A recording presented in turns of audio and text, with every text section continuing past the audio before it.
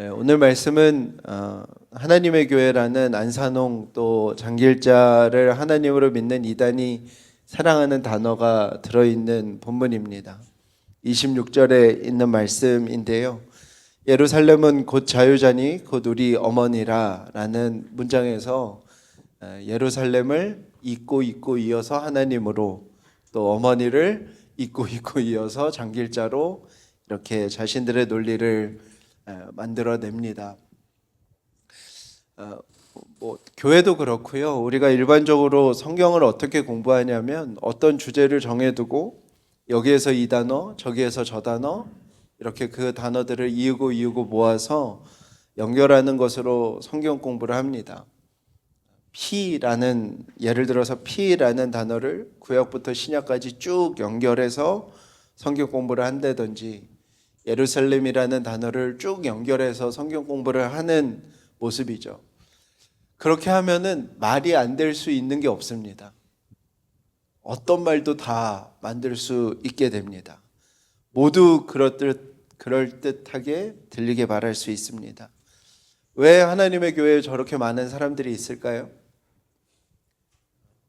우리는 끊임없이 다른 이유를 찾고 싶지만 다 설득되었기 때문에 있는 겁니다. 왜요? 그런 식으로 하면 어떤 말이든 다 만들어낼 수 있기 때문이죠. 중요한 건 기본적으로 성경을 어떻게 읽어야 하는가에 대한 전제가 없는 것이죠.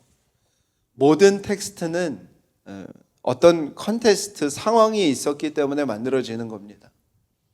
성경도 동일합니다. 원래의 독자가 겪고 있던 문제와 갈등이 있습니다. 그리고 그 원래의 독자에게 원래의 저자가 쓴 것이 성경입니다. 그런데 우리는 그것을 하나님께서 성령의 감동으로 주셨다고 믿습니다. 하나님은 그 시간만의 하나님이 아니셔서 그 하나님이 이 성경을 읽는 우리에게도 동일하게 역사하신다는 것을 믿는 것이죠.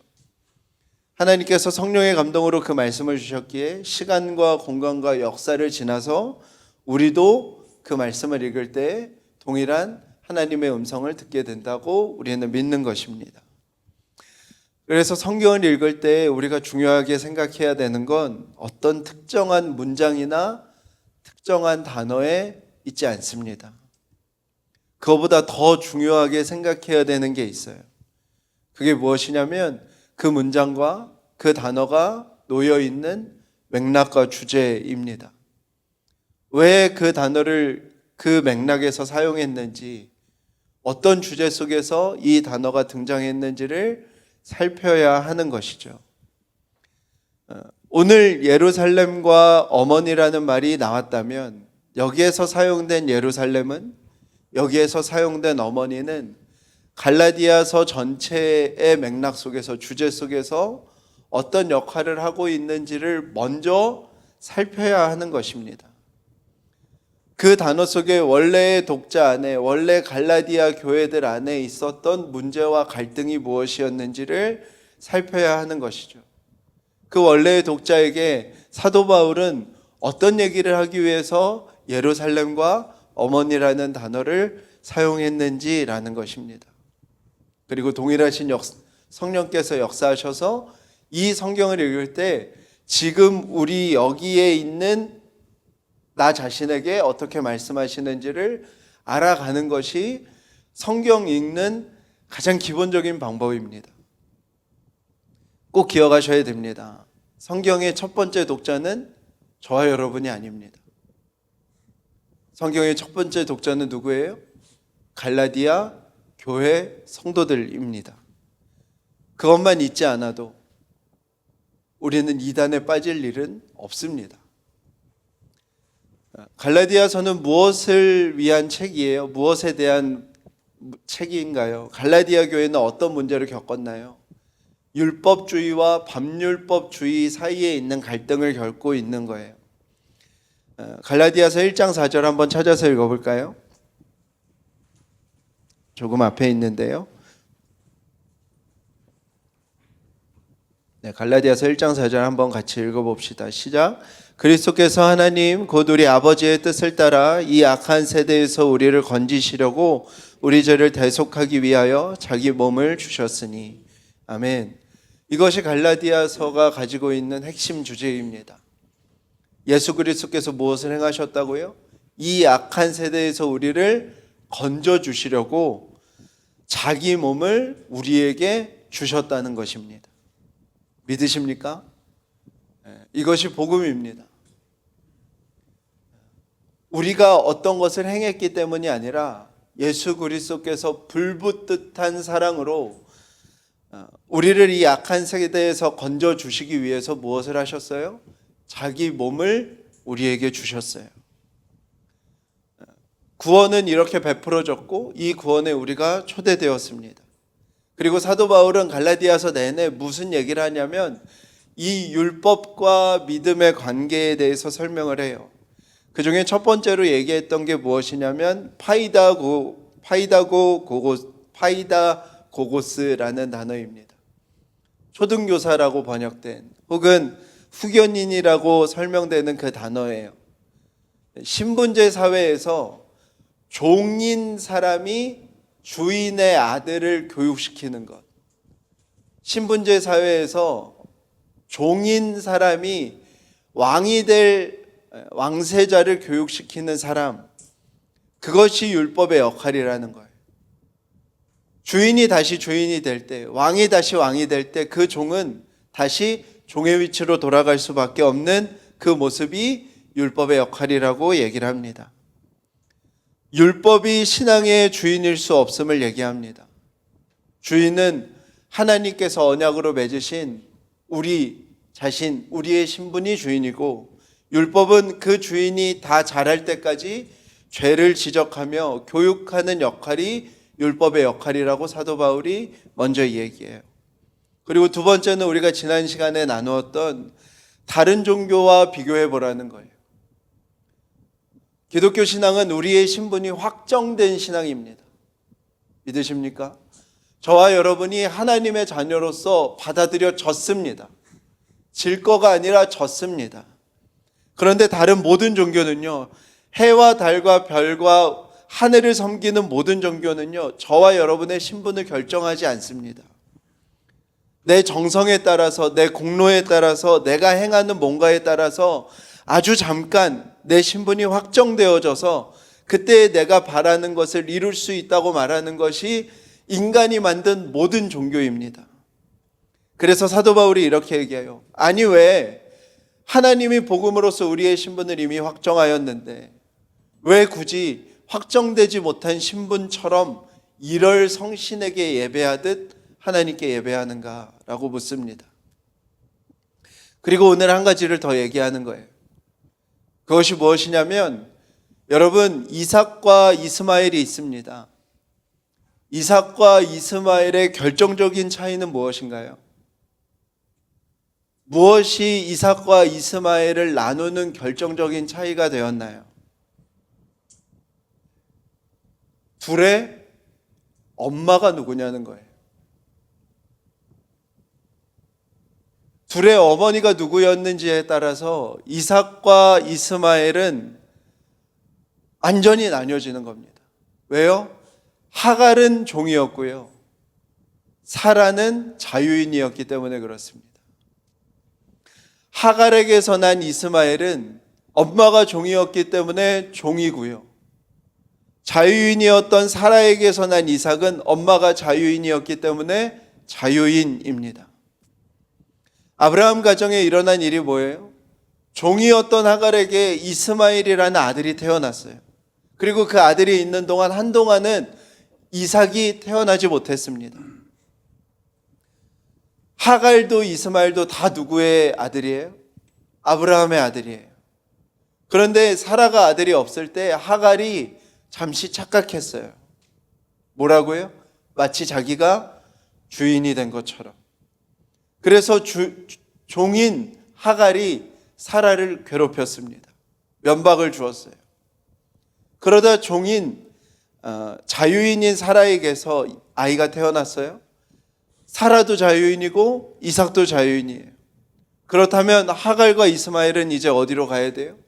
다시 종의 위치로 가야 합니다. 이삭과 이스마엘의 차이는 그들의 어머니가 누구냐는 차이예요. 그렇다면 그 누가 어머니냐는 차이는 무엇으로부터 시작된 거예요? 누가 아브라함과 함께 언약을 받은 사람인가라는 것이에요. 그 사람이 누구죠? 사라인 거예요. 사라가 하나님으로부터 아브라함과 함께 언약을 받은 자이기 때문에 이삭은 자유인이 됐고 이스마엘은 종이 되었다는 것입니다. 여러분, 이스마엘이 더 뛰어난다고 해서, 이스마엘이 이삭보다 더 뛰어나고 더 훌륭하고 더 재능이 넘친다고 해서 이삭에게 주어진 언약을 대신할 수 있을까요? 그럴 수 없다는 거예요. 왜요? 엄마가 사라이기 때문에. 무엇을 얘기하는 거예요? 결과보다 더 중요한 게 있다는 거예요. 결과보다 더 중요한 게 언약이라는 거예요. 정말 중요한 이야기입니다. 어쩌면 갈라디아서를 강의하는 이유이기도 해요. 내가 하나님의 자녀다운가 보다 우리에게는 더 중요한 질문이 있다는 거예요. 나를 하나님께서 자녀 삼으셨는가? 내가 온전한가라는 것보다 더 중요한 질문이 우리에게 있다는 거예요. 연약하고 죄인되고 원수된 나를 하나님께서 찾아오셨는가? 사도 바울이 우리에게도 동일한 질문을 하는 거예요. 여러분의 어머니는 무엇입니까? 여러분이 그리스도인으로서 지금 이 자리에 앉게 된 여러분들의 시작, 여러분들의 출발, 여러분들의 근원은 무엇입니까? 여러분이 하나님 자녀다워서 이 신앙의 여정을 시작하셨습니까? 여러분들이 온전해서 이 신앙의 여정 속에 있는 거예요? 동일한 것입니다. 우리의 어머니가 사라이고 예루살렘이기 때문에 저와 여러분은 지금 이 자리에 서 있는 것입니다. 한 가지예요. 하나님께서 저와 여러분을 부르셨다는 거예요. 하나님께서 저와 여러분에게 구원을 베푸시고 우리를 찾아오셨다는 것입니다. 이것이 우리의 출발이에요. 사도 바울이 얘기하는 거예요. 왜 이것을 뒤흔듭니까? 왜 이것을 혼란스럽게 합니까? 왜 이를 성신에게 예배하듯 우리를 부르신 하나님께 예배하고 있습니까? 오늘 정말 사도 바울이 뼈아픈 얘기를 하는데요. 이거예요. 왜 성령으로 난 자들이 육체로 난 자와 동일한 고민을 하고 있습니까? 이 말이 무슨 뜻인가요? 우리는 다 능력주의, 결과주의, 성공주의, 완벽주의 세상을 살아갑니다. 이것이 이 세상의 방식이에요. 우리 교회 표현으로 말하면 제국의 방식입니다. 결과가 좋아야, 결과로 능력을 인정받아야, 완벽하게 성공적이어야 살아갈 수 있는 세상을 우리는 살아가요. 그래서 우리는 무엇이라고 생각해요? 믿음 생활도 그런 것이라고 생각해요. 성령으로 난 자들이 육체로 난 자와 똑같은 고민을 하면서 살아가는 거예요. 나의 공로가, 나의 결과가, 나의 능력이, 나의 신앙의 성공이, 나의 완벽함이 구원을 이뤄내는 것이라고 생각하고 가르치고 말하고 요구하고 사람을 속여요. 아니요. 저와 여러분이 상속자가 된 이유, 자유인이 된 이유, 하나님의 자녀가 된 이유는 한 가지밖에 없어요. 어머니가 살아있기 때문에 그렇습니다. 우리가 구원받은 이유는 이 한 문장 외에는 전혀 없습니다. 우리를 이 악한 세대에서 건져주시려고 예수 그리스도께서 자신의 몸을 우리에게 주셨다는 거예요. 사도 바울은 결론적으로 성경의 모든 서신서에서 다 이 이야기를 합니다. 다 똑같은 얘기를 해요. 사도 바울은 왜 이 율법과 거짓 교사들과 이토록 싸울까요? 아주 싸움닭이에요, 싸움닭. 계속 싸워요. 법이라는 거의 속성을 우리가 좀 이해할 필요가 있습니다. 법이 가지고 있는 함정을 우리가 이해할 필요가 있어요. 제가 이번 주에 음식물 쓰레기를 버리려고 하는데 경비원께서 이제 그 음식물 수거함을 청소하고 계셨어요. 이제 원래는 이 각 호수, 동호수를 누르면 그게 뚜껑이 열려서 이제 넣으면은 계량해서 나중에 관리비로 나오는 시스템인데, 이 경비원께서 이렇게 막 청소를 하시더니 그냥 넣어요 지금은 해서 제 속으로 막 아싸 이러면서 넣었죠. 그래서 감사하다고 하고 이렇게 나왔어요. 근데 제가 이번 주에 이 설교를 준비하고 있었는데 돌아오면서 이제 걸어오면서 생각하는데 그런 생각이 드는 거예요. 이거 배임이잖아. 그죠? 이익을 고의로 상실케 했으니 배임이죠. 법대로 해야죠. 여러분, 이거 법대로 해야 되지 않겠습니까? 상당한 고의성을 따져서 경비원과 저를 법정에 세워야 하지 않겠어요?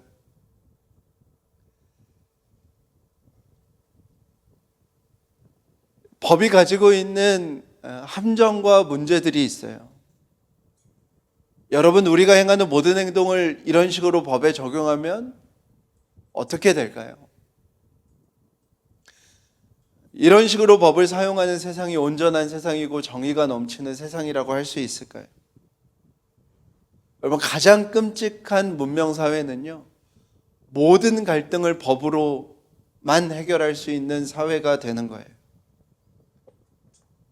히틀러 시대가 지나면서요, 사람들은 법을 내세우는 제도의 끔찍함을 경험합니다.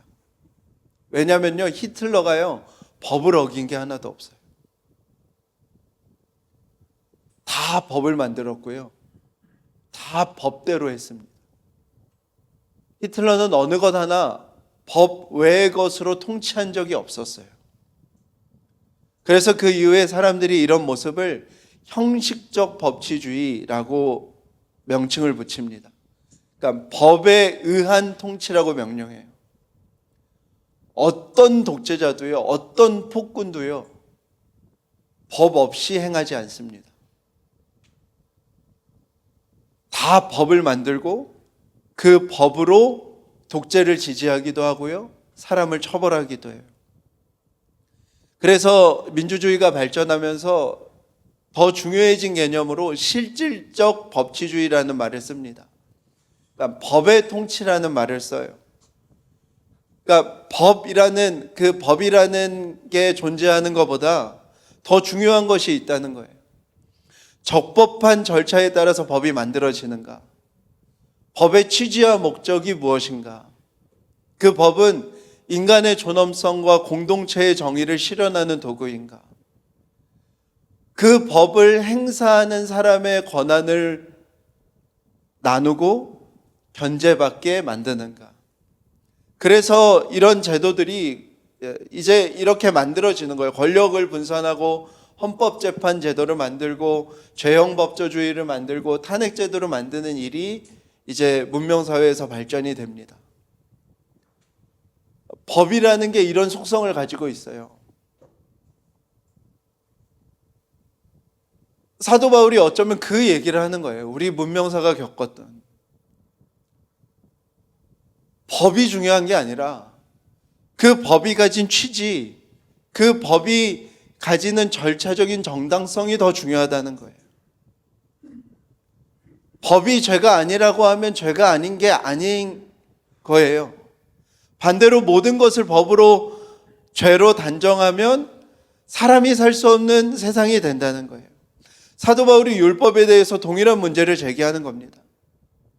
율법이 내던져져서 존재하는 게 아니라 하나님이 율법을 주셨을 때는 하나님이 그 율법에 담으신 하나님의 마음, 하나님의 목적과 하나님의 취지가 있다는 거예요. 갈라디아 교회의 문제인 할례를 예로 들어보죠. 하나님이 왜 이스라엘 백성에게 할례를 행하라고 하셨어요? 현실의 세상에서 살아가다 보면 다른 나라 따라 하다가 너희들이 망가질 수 있으니 너희들 안에 육신의 흔적을 가지라는 거예요. 하나님의 목적은 뭐죠? 너희들이 이 제국의 질서와 법칙을 따르지 말고 하나님 나라의 가치를 세워가기 위하여 너희들이 너무나 잊기 쉬우니 육체의 흔적을 지녀라라는 게 하나님의 마음이에요. 근데 이스라엘은 어떻게 되죠? 있어 없어? 했어 안 했어? 그것만 확인하고 이방인보다 더 이방인스럽게 나라가 운영이 돼요.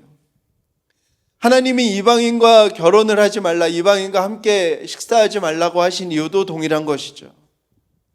힘의 논리, 서열과 지위의 논리, 지배의 논리인 세상을 따라가지 말라는 것입니다. 근데 역대기하에서 하나님이 이스라엘의 죄를 무엇이라고 얘기하나요? 이방인도 짓지 않는 죄를 이스라엘이 짓는다는 거예요. 그러면서도 그들은 뭐래요? 이방인과 식사를 하지 않아요.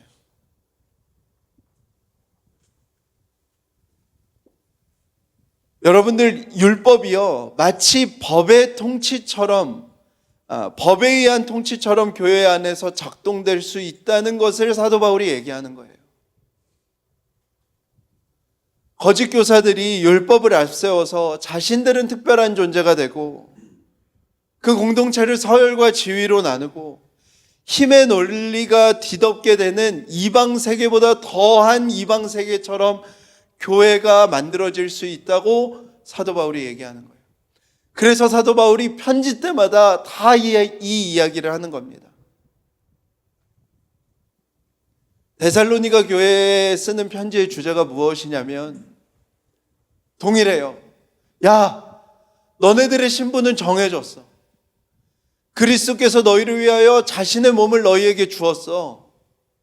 그러니까 너네들이 신경 쓸 것은 믿음의 역사와 사랑의 수고와 소망의 인내가 무엇인지를 물으면서 살아가라는 거예요. 우리가 이번 주부터 디모데 전후서를 묵상하는데요, 사도 바울은 또 똑같은 얘기예요. 야, 디모데야, 너가 에베소 교회에 좀 전해라.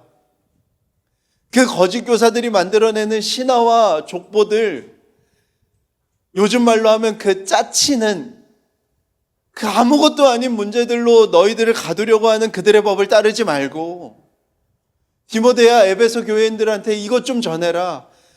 너희들의 신분이 정해져 있으니 너네들은 깨끗한 마음과 선한 양심과 거짓되지 않은 믿음으로 이루어가는 사랑이 무엇인지를 물으면서 살아가라는 거예요. 우리 로마서 12장을 한번 다 같이 읽어봅시다.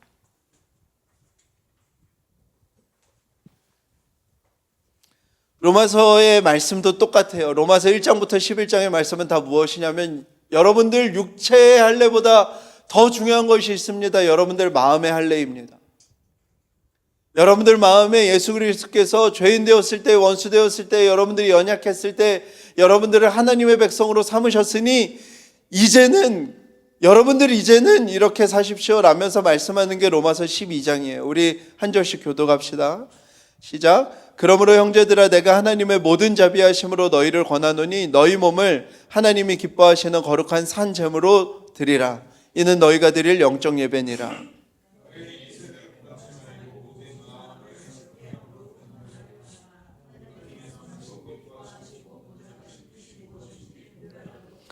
내게 주신 은혜로 말미암아 너희 각 사람에게 말하노니 마땅히 생각할 그 이상의 생각을 품지 말고 오직 하나님께서 각 사람에게 나누어 주신 믿음의 분량대로 지혜롭게 생각하라.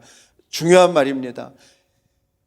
마땅히 생각할 그 이상의 생각을 여러분들 이제 하지 마십시오. 그리고 여러분들에게 주신 믿음의 분량대로 지혜롭게 생각하십시오. 그것이 무엇이냐면 4절 읽어주십시오.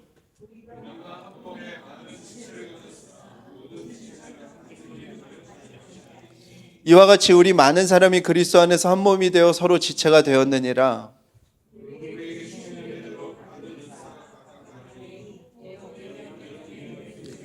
혹 섬기는 일이면 섬기는 일로, 혹 가르치는 자면 가르치는 일로.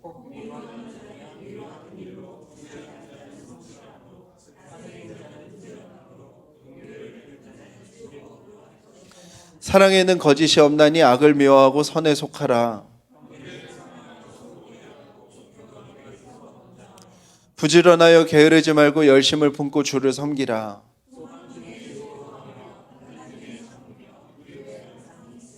성도에 쓸 것을 공급하며 손 대접하기를 힘쓰라. 즐거워하는 자들과 함께 즐거워하고 우는 자들과 함께 울라.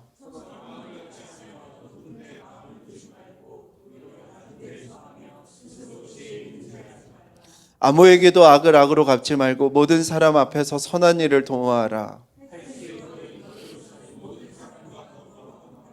내 사랑하는 자들아, 너희가 친히 원수를 갚지 말고 하나님의 진노하심에 맡기라. 기록되었을 원수 갚는 것이 내게 있으니 내가 갚으리라. 주께서 말씀하시느니라.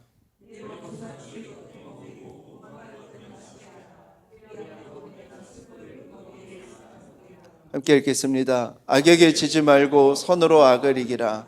아멘. 예수님께서 복음서에서 무슨 말씀하셨나요? 대접받고 싶은 대로 대접해라. 이해받고 싶은 대로 이해해라. 다른 사람을 너처럼 생각하고 사랑해라. 피 흘리는 사람이 있다면 원수라고 하여도, 너희가 너무 싫은 사람이라고 하여도 데려가서 고쳐줘라. 잘라내어 제거하는 정죄가 아니라 반드시 너를 포함시켜서 그와 함께 어떻게 함께 회복될지를 물어라 하시는 것이 예수님이 복음서에서 하신 하나님 나라 백성의 삶이에요. 로마서 12장과 하나라도 다른 게 있나요? 여러분, 하나님의 뜻이 무엇인지 모르겠습니까? 로마서 12장에 다 있습니다. 믿음을 가지고 살아가는 거에 어떻게 살아가는 건지 정말 모르시겠어요? 아니요, 로마서 12장에 다 있어요. 거기 다 있지 않습니까? 뭐가 더 필요합니까? 너무나도 단순하고요, 지나치게 명료하고요, 어이없을 만큼 간단합니다.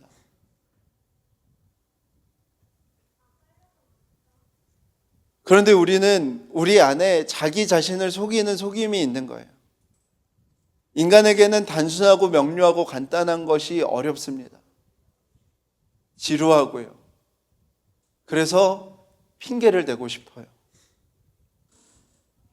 뭔가를 더 알게 되면,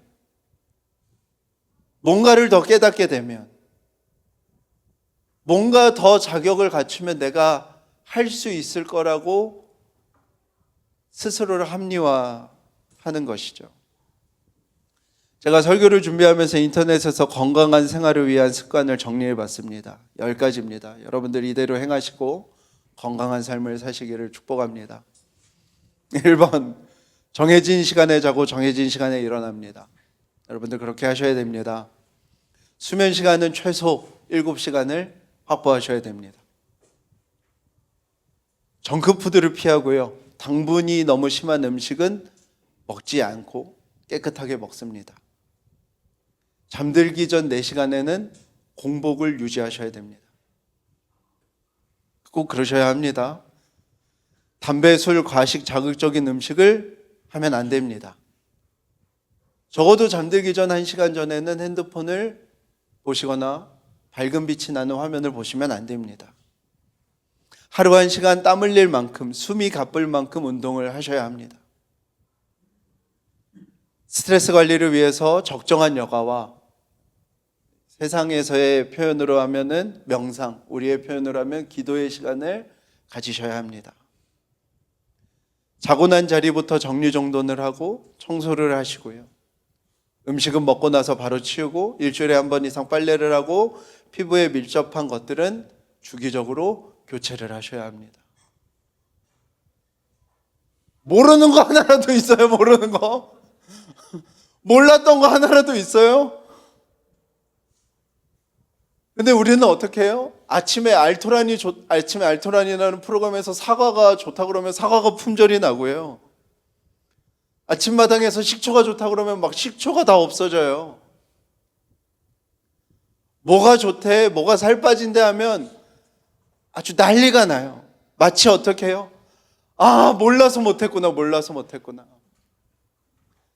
깨닫지 못해서 못했던 거구나. 그렇지, 그동안 내가 안 한 건 내가 몰라서 못했지, 깨닫지 못해서 못했지 라고 생각하고 싶어 해요.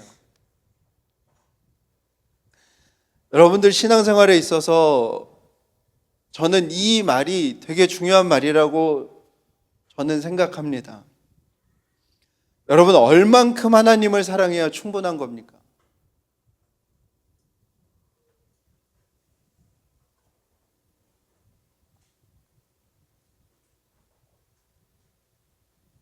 그 질문에 스스로가 답을 할 수 없으면 여러분들 다 미혹당하고 혼란스러워질 수밖에 없습니다. 우리는 얼만큼 하나님을 사랑하면 충분한 것일까요? 내 기분과 감정이 어떤 상태가 지속되어야 와, 이제는 되었다라고 할 수 있을까요?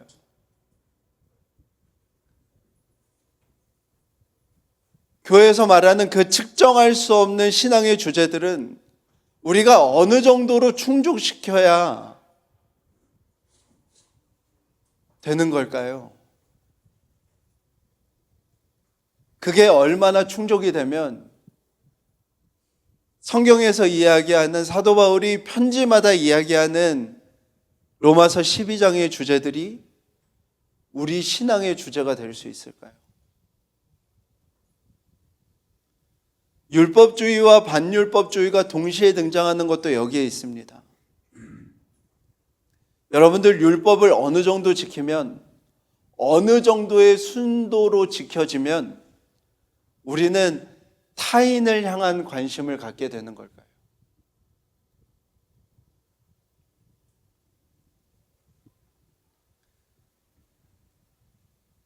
여러분들, 나의 다짐, 나의 확신, 나의 수준 믿을만 합니까?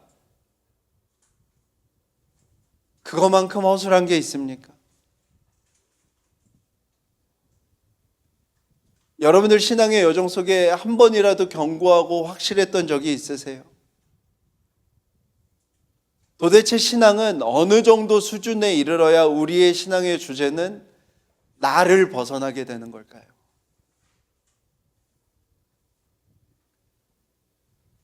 믿음의 대상이 나이면 견고할 수 있는 게 하나도 없어요. 흔들리지 않을 게 하나도 없어요. 달라지지 않을 게 조금도 남아있지 않습니다. 사도 바울은 오늘 갈라디아에 편지 쓰면서 이것을 외치는 거예요. 여러분들의 신분은 너무너무 확실하다고요. 그리스도께서 여러분들을 악한 세대에서 건져주시기 위하여 그리스도의 몸을 이미 주셨다고요. 사랑하는 성도 여러분, 이제는 제발 그 고민 좀 그만하시고요. 고민을 이걸로 좀 바꾸시면 안 돼요? 깨끗한 마음, 선한 양심, 거짓되지 않은 믿음으로 이루어지는 사랑이 무엇인지, 신앙의 관심이, 신앙의 주제가 그거이면 안 되는지를 묻는 거예요. 그리스도의 몸을 이미 받은 사람들아, 이미 받은 성도들아, 구원받은 자인이 너네들의 관심을 내가 구원받았나 못 받았나 거기에 두지 말고 믿음의 역사와 사랑의 수고와 소망의 인내가 여러분들의 신앙의 주제가 될 수 있는지를 요청하는 것입니다. 여러분, 죄가 뭐라고요? 내가 스스로 하나님이 되는 죄예요. 그 죄의 문제점은 뭐예요? 내가 하나님이고 싶은데 내가 하나님일 수 없는 내 존재를 발견하는 거예요. 그 만족의 괴리가 우리 안에 있는 거예요. 그래서 하나님이 우리를 자격 없이 베풀어진 은혜로 우리를 구원하셨어요.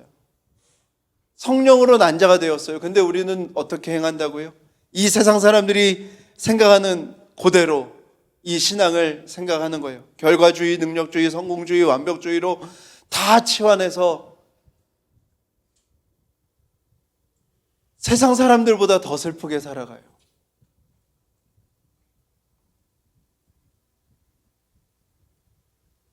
경계와 구분과 선을 모두 사라지게 하시고 우리를 품어주신 이 사랑을 믿으면서 타인을 사랑하는 자유를 주신 이 기쁨을 누리지 못해요.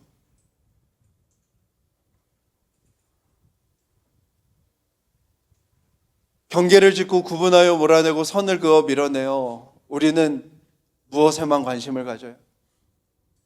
저 사람 구원 못 받았을 거야.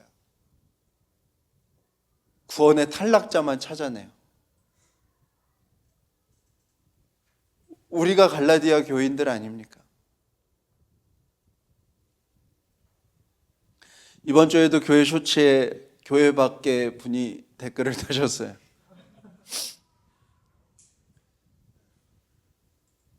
그분이 이렇게 다셨더라고요. 나 아닌 누구도 나를 구원하지 못합니다.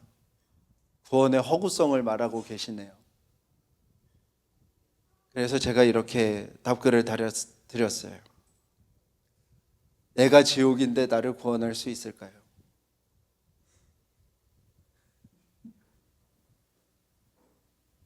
나라는 존재가 도대체 우리를 어디에서부터 어디로 구원할 수 있는 거죠? 나라는 존재가 우리를 무엇에서부터 무엇으로 구원할 수 있는 것이죠? 여러분들, 우리에겐 그럴 만한 어떠한 능력도 없습니다.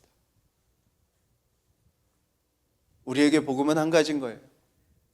이 악한 세대에서 우리를 건져주시려고 예수 그리스도께서 자신의 몸을 우리에게 주셨다는 것 외에는 없는 거예요. 그거 믿고 하나님의 백성으로 살아가는 요청을 하는 거예요. 하나님 입장으로 우리가 한번 생각해 봅시다. 하나님을 믿는 자들, 이 구원의 잔치에 초대된 자들이 너무 적어요. 그런데 그들이 모여서 맨날 허구한 날, 여기가 그 잔치집이 맞아? 여기 확실해? 그게 하나님의 마음일 수 있겠습니까? 그 잔치에 초대된 이들이 우리를 잔치에 부르신 이의 뜻이 무엇일까? 우리가 이렇게 큰 사랑을 받았으니 우리는 이제 어떻게 살아갈까를 묻는 게 그 잔치를 베푸신 분의 마음이지 않겠어요? 사랑하는 여러분, 성경에 다 있습니다. 그리스도인의 삶의 모습, 어떻게 살아가야 되는지 다 기록해 두었어요. 한 가지인 거예요. 우리가 끊임없이 내가 몰라서 못하고 있는 게 아닐까, 깨닫지 못했기 때문에 못하는 것은 아닐까라는 그 핑계를 이용하는 거짓 교사들, 거짓 가르침이 있는 것입니다.